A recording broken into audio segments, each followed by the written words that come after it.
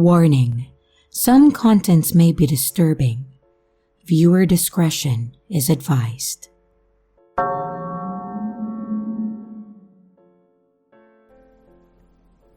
So, someone was following me home yesterday, and now I don't want to leave the house. I'm a 15-year-old female, and I was walking home from the store yesterday, and I saw a black box car drive past me extremely slow, and the man in the car clearly was watching me. And when he fully passed me, I saw him watching me in his rearview mirror. I thought it was weird, and I slowed down my pace so that I could tell if he was waiting for me or he was just a slow driver. He was still driving extremely slow, but moved a little when he saw two guys riding past on bikes. He then moved to the edge of the short street we were on and then waited there. I was still towards the beginning of the street, so I acted like I forgot something and I turned around to get out of his sight. I waited and kind of peeked out to see if he had left. And when I saw he was gone, I continued walking. I didn't think that it would happen, but I made a mental note that if I saw the car behind me, it meant that he circled back around. After I continued walking, I made 3 turns and was 3 turns away from my house. When I was walking up a little hill and almost at the 4th turn, I looked back and I saw the man at the corner that I had just turned on, letting me know that he circled back around to find me. He sat there watching me continue walking until I got up the little hill and then turned the corner. Then as I had just barely made the last turn and was close to my house, I saw the man's car just turn the corner up the street, straight across from the way I was walking, just waiting there. I pulled out my phone to call my mom and I walked the other way, and he left soon after I pulled out my phone. My mom came out and walked with me back to the house, and I didn't see the car for the rest of the day. But I kept thinking, he knows what neighborhood I stay in. What if he comes back? What if the next time he comes back, I'm out by myself again? What if no one's home to call? What if he sees me leaving and then comes back when I'm the only one home? I'm so scared that he's going to come back and I don't want to go outside. I don't want to show him where I live, especially because I'm home alone very often. I have summer school and I have to go, but I don't want to leave the house in fear that he might be waiting for me. I am constantly looking out the windows to see if I can spot him, especially since if he was at the store that I was at, then he definitely stays somewhere near the neighborhood.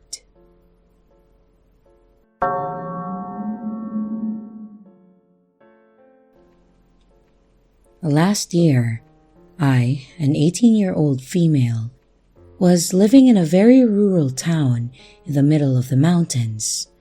Most small western towns only have one road that goes into the big city. Our road in particular was about 50 miles of empty highway, surrounded only by cliffs, fields, and occasionally a farm. And at the very entrance to this road, once you enter the city, is a huge truck stop/gas station that's always packed.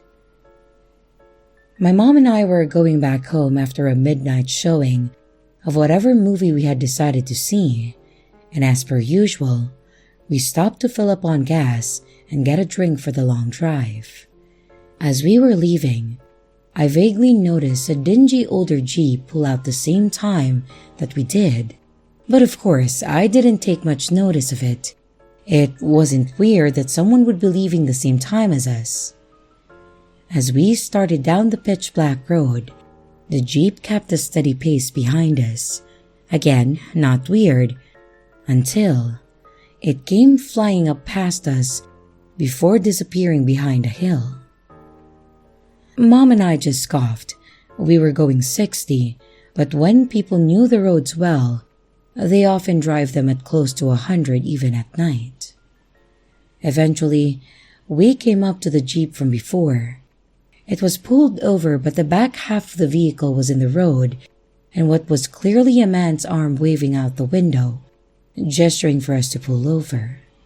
Of course, we pass it. The man flies past us once more and then pulls over again. He does this once more and my mom and I begin to get very nervous. After passing him for the third time, he flies up and begins tailgating us. He's driving so close that we can't see his headlights in the rearview mirror, and he's honking his horn every so often, waving his arm for us to pull over. And he carries on with this for 30 minutes. Mom and I are terrified, and she's white-knuckling the wheel. I'm holding a pocket knife to make myself feel better. I swore at my own mom for the first time that night, begging her, "Don't you freaking dare pull over." If you've ever seen the movie Rest Stop, this is all that was going through my mind. The road is a dead zone for service, so we couldn't call the police or anyone. The picture of us dead, or worse, on the side of the empty road, was the only thing that I could think about. But as soon as it had started, it ended. The man slammed on his brakes, he turned around and then went back. And the ride home was silent, and I ended up sleeping in my mom's room out of fear. The next morning, we had a discussion and came to the conclusion that he had seen two lone women traveling at night and thought that we would be easy pickings, which he would have been right. Some people suggest that he had seen us drop money or maybe a receipt at the gas station and wanted to be a good Samaritan. I think that's ridiculous. Nobody following two women home in such an aggressive manner has good intentions. We moved out of town a few months later for unrelated reasons, but just before we did, the same car was reported following a group of 4 men on their way to work. So, maybe he just likes to scare people. Either way, that night was easily one of the scariest of my life.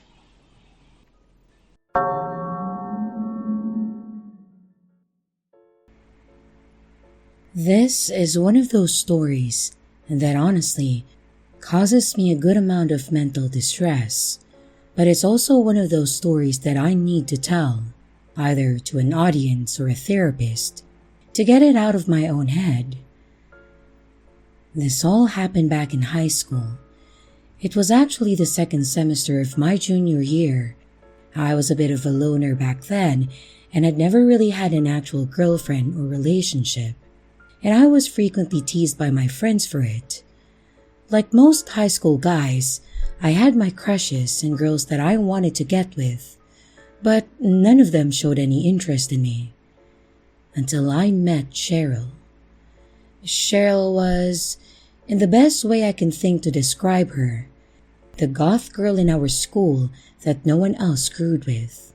She had a clique of friends, and the popular kids would talk about her behind her back, but they never said anything to her face. She and I had spoken some before, and she seemed like a pretty okay person as far as previous experiences with her went. Maybe a bit abrasive, but easy to talk to. I'll never know how it initially happened, but someone gave Cheryl my Snapchat name, and I know this because one night, she randomly sent me a snap that was a picture of a dog, and it said something like, "What's up, loser?"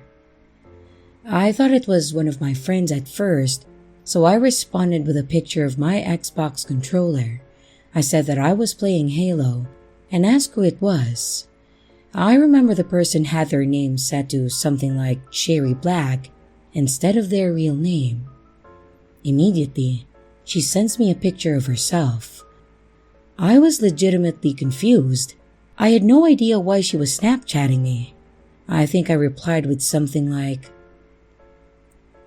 "Wow, you must be pretty damn bored to have to talk with me." And then a pic of myself, just in case she thought that I was someone else. Then, She replies and says, "No, I actually want to talk to you." We had a decent conversation over Snap until I was too tired to stay up. She threw in her aggressive quips, calling me a loser every once in a while, making jokes at my expense.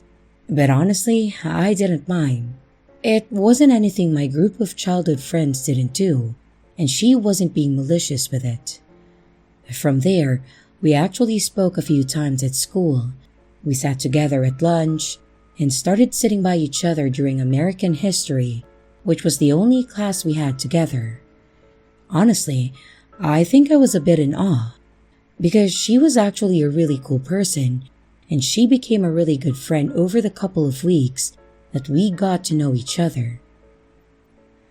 Then one day, I got a text from her that said, "Hey, you're my boyfriend now." I laughed it off and responded with, "Oh?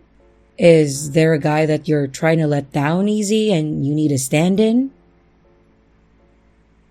I didn't expect it, but she responded with, "No, I'm telling you that you're my boyfriend now and I'm your girlfriend. We're dating now."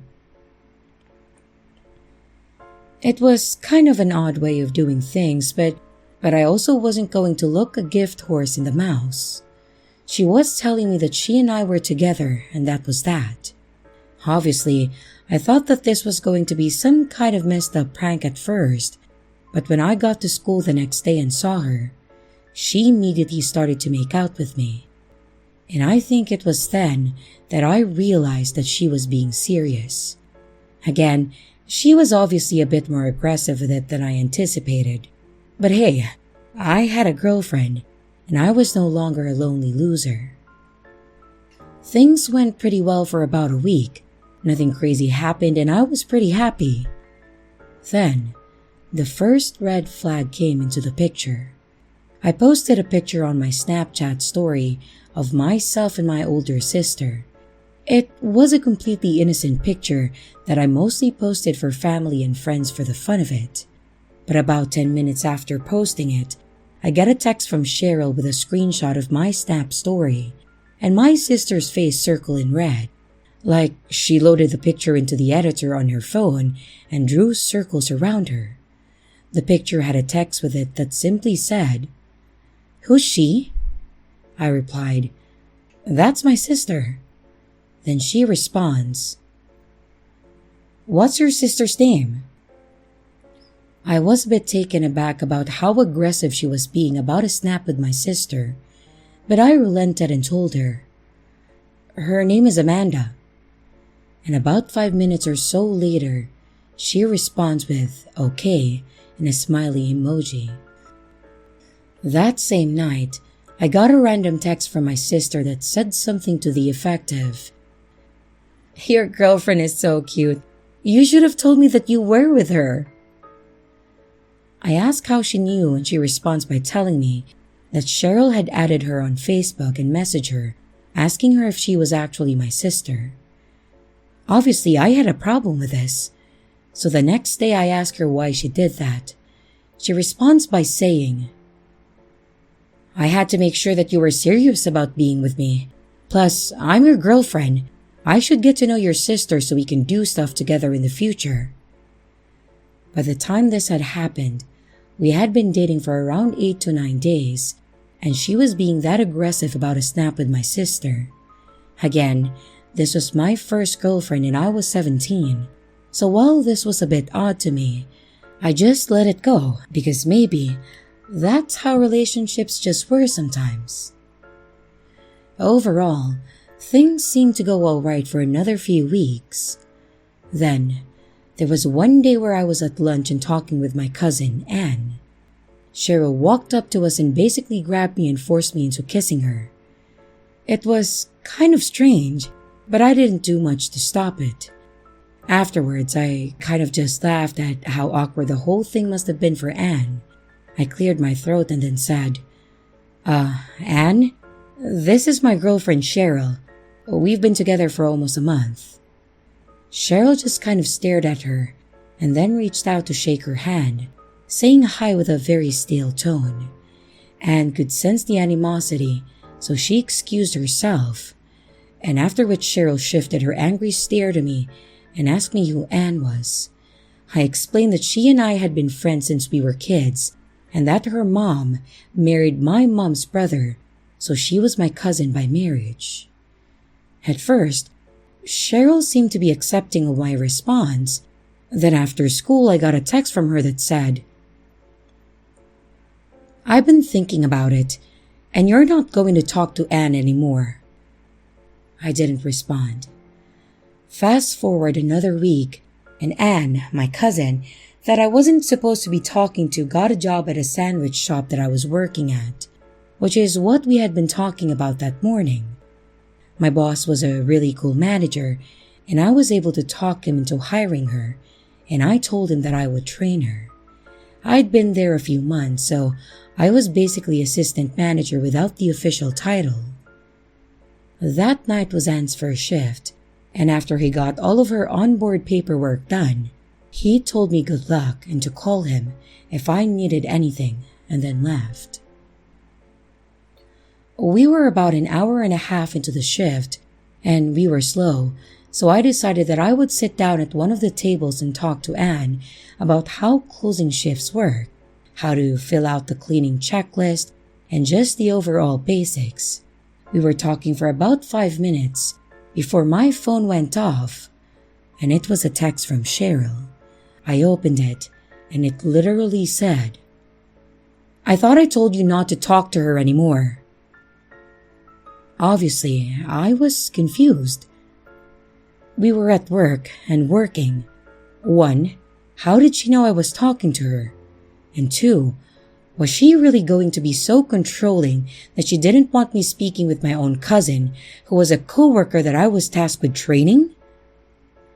I told Anne to take a few minutes for a break, grab a drink, and that I would be right back. I step out in the parking lot, and sure enough, Cheryl was sitting in her car facing the restaurant. I went over to her car and she rolled down her window. I asked her what the hell she was doing. She told me that she didn't want me to talk to Anne anymore. I told her that I didn't have a choice and that she was my cousin.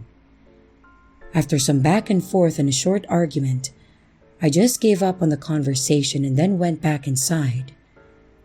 I thought that this was the end of this annoyance, but sure enough, it wasn't. The next shift that Anne and I worked, which was 2 days after this event, I walked in and my manager asked me to come to his office. I stepped in and I could tell that he was upset with me for something, though I had no idea what it was. I asked him what was going on, and he told me that apparently Cheryl had called him and told him that he needed to fire Anne because she and I weren't supposed to talk to each other. She told him some really messed up and elaborate story about how when we were younger, I had sexually assaulted her, that I was controlling her, basically that I was grooming her since she was about 2 years younger than me. I was appalled at this. I obviously told him that it wasn't true, that I had no idea what the hell she was talking about, and that I would be willing to sit in with Anne and she could tell him that it was all a lie. He honestly seemed uncomfortable about this, which was really bizarre to me. He told me that he had temporarily suspended Anne, but that he hadn't told her the reason, and that she would be coming back in 2 weeks, and that I needed to sort it all out before then. I honestly had no idea what I was supposed to do to sort it out, but I agreed, and I just tried to get through my shift. I completely ignored Cheryl at school the next day.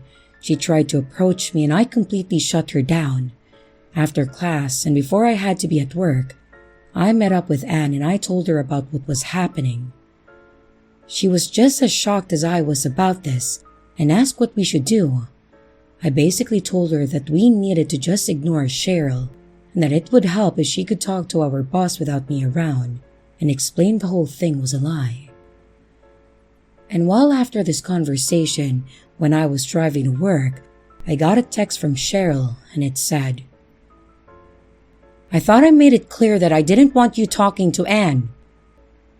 I'd had enough. I called her. The conversation was quick, but it was pretty much me breaking up with her and telling her to back off and to leave me alone. She then said something that actually gave me chills. She said, "You don't get to break up with me.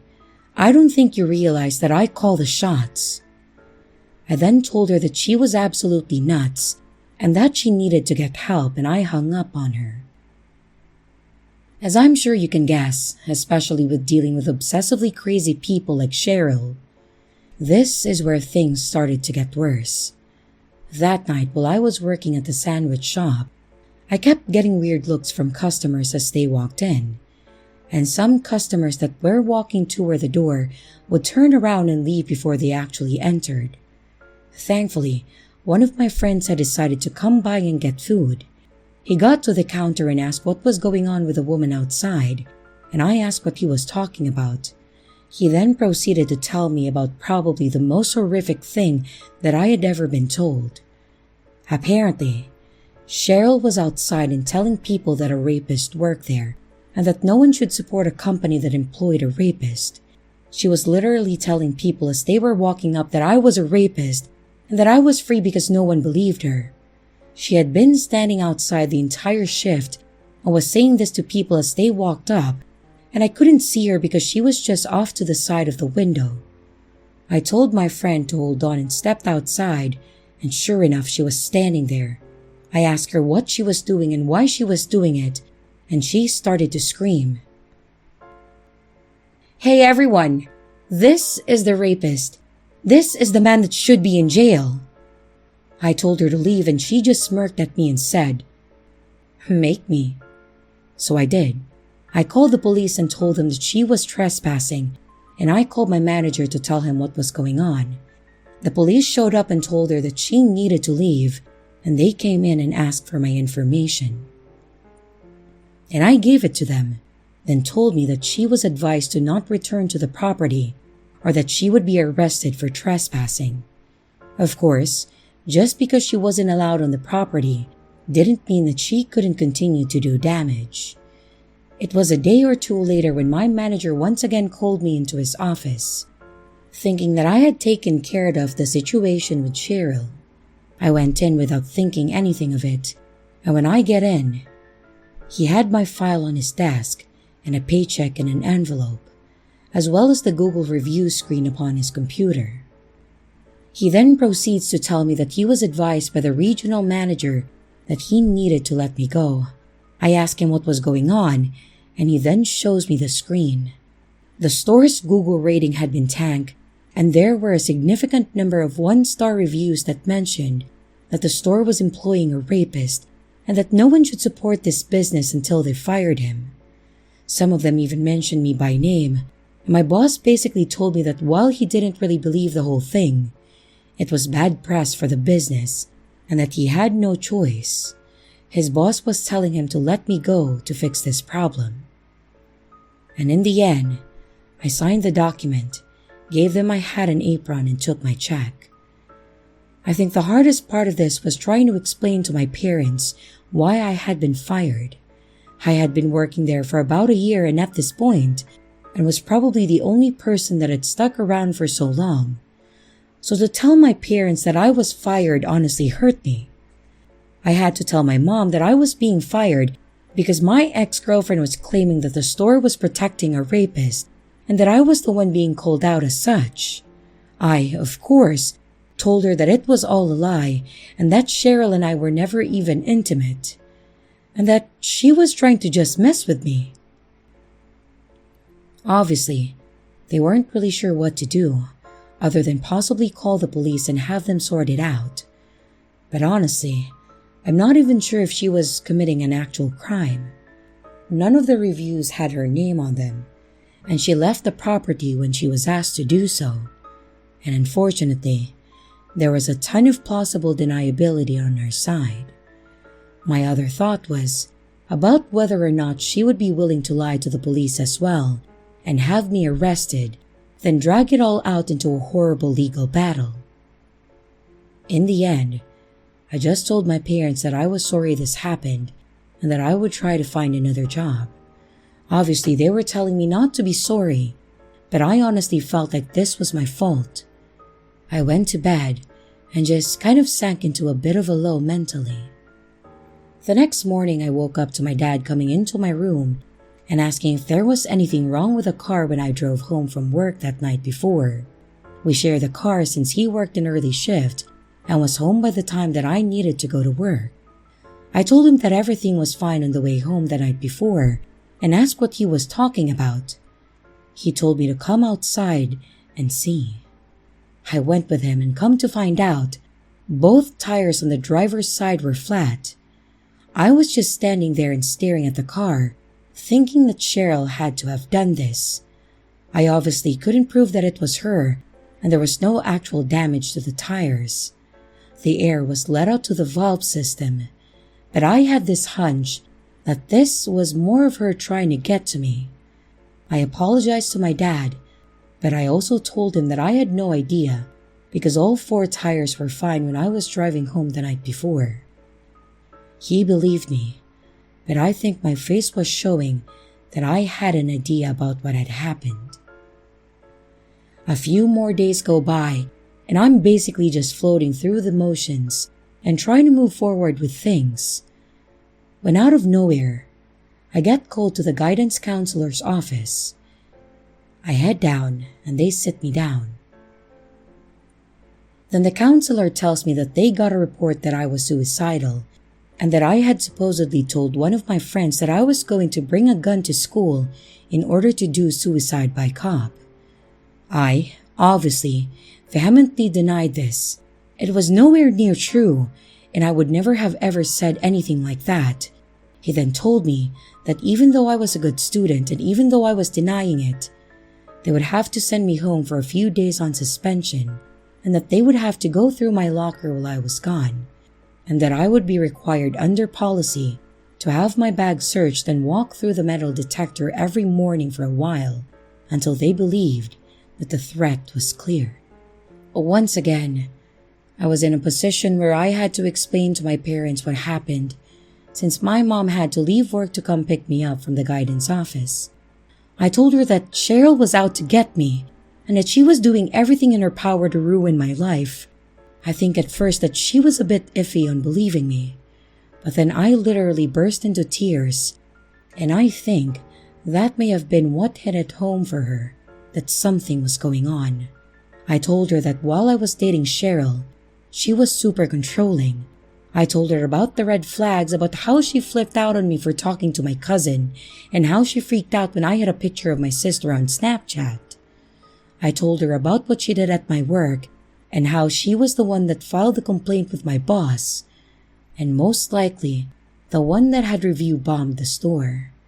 I pretty much just unloaded everything on my mom because I had felt like my life had just fallen apart over a girl that I didn't even like before she decided that we were dating about a month and a half ago. Looking back, it was all so stupid that it happened like it did, and it all happened so quickly, going from friends to dating to me feeling like everything was ruined. I could see why I was so upset. My mom ended up telling me to take the time off and that she would talk to the counselor about what was going on and that I should just take this as much as a needed mental health break. I agreed, and I decided that I would just sit at home and do nothing for a few days, just trying to enjoy time for myself. But first, for some reason, something in my mind told me that I needed to message Cheryl and try to get her to leave me alone. So I did. I literally texted her and said, "Look, I know that things got complicated between us and I said things to upset you, but could you please just leave me alone and stop doing all of this? I get your point, you're in control, but please just let me be and move on." She replied pretty quick, but it wasn't a good reply. She said something to the effect of, "Okay, I'll move to Anne then. How's that sound?" I immediately contacted Anne to tell her, and she told me that she would keep a lookout. I really didn't know how far Cheryl would take it since, while she hadn't done anything violent or aggressive toward me, she had still managed to really screw things up for me in a relatively short amount of time. And to be safe, I actually called my uncle and explained to him what she had done and that she was now targeting Anne. And honestly, this was probably one of the best things that I could have done. My uncle, my mom's brother and Anne's stepfather, is a bit of a security nerd. He has cameras all over his property and he knows how to protect himself. My warning actually put him on edge and led to what happened next. As expected, Cheryl started to go after Anne and trying to cause her problems. She started by trying to start a fight in school with her by talking shit on me. Anne just told her that she wasn't listening and walked away. When Cheryl tried to follow her, Anne made it to a point to walk toward one of the security guards and stand there, knowing that Cheryl wouldn't do anything. There were a couple of other things that she tried that I honestly cannot remember, but it's not really important.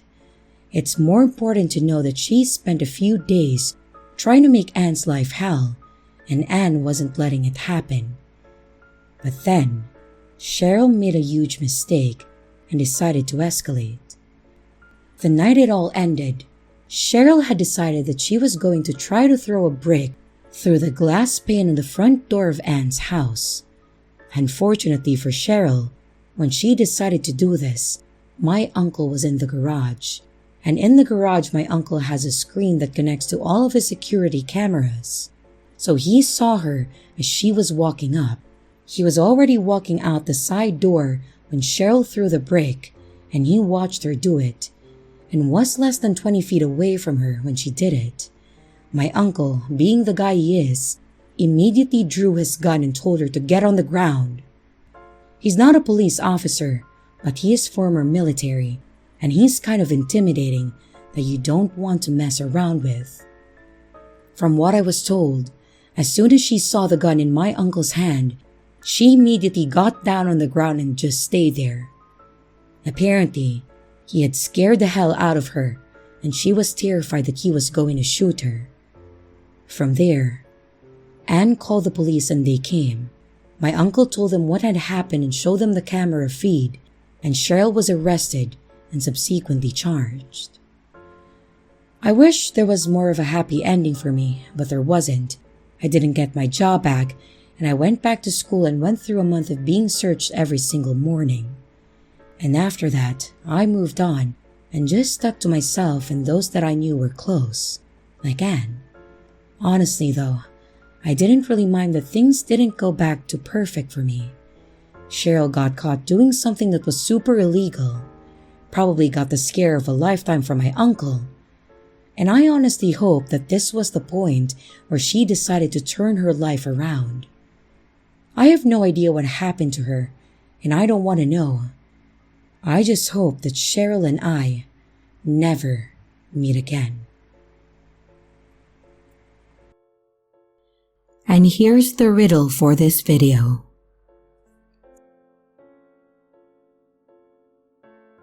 Hello everyone, it's your creepy sister here. Thank you so much for watching the video. I really appreciate each and every one of you. But I would also like to thank my amazing patrons, my top tippers, and my dearest channel members. Thank you very, very much. I really appreciate it with all of my heart. If you want to support the channel further, you could also choose to become a patron, a tipper, or a channel member. But remember, it's appreciated, but never a requirement. I would also like to announce that we have merch now. The link is in the description of the video, along with all my other social media links, like my Discord server, Twitter, Instagram, and others. You can connect with me and send your stories there. And don't forget to like and subscribe if you haven't yet, and comments are highly appreciated. And remember, your fear feeds me.